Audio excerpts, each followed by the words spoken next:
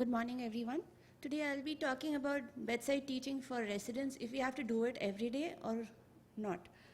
So we know that the word patience is being derived from the Latin word patiens, which means the one who suffers. So therefore, we as doctors or ophthalmologists, we should definitely reduce the pain of the patient and even the anxiety rather than increasing it. Now let's see a bedside clinic which is being conducted in an environment which is crowded or the rooms are too small or noisy. So conducting a bedside clinic in such an environment, the students will definitely not be able to concentrate and they will be distracted to the surrounding environment. At times, you may have patients who are not available in the ward. They might be out for investigations, and making the patient stay back because we have to conduct a bedside clinic will further increase the anxiety among the patient and the person who is accompanying the patient.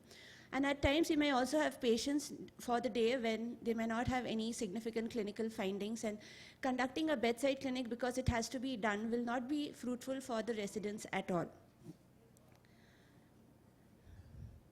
Now let's see a bedside clinic which is being conducted every day. It increases the student-teacher ratio. The prognosis of this disease cannot be discussed in front of the patient. And if the patient cannot understand the language in which we are communicating with the residents, it will definitely increase the misunderstandings and misinterpretations.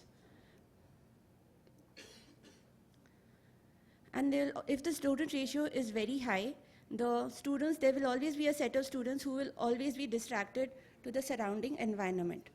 So what happens to the patients in the OPD when a bedside clinic is being conducted? The waiting time definitely increases, and you definitely do not get support from the nursing staff.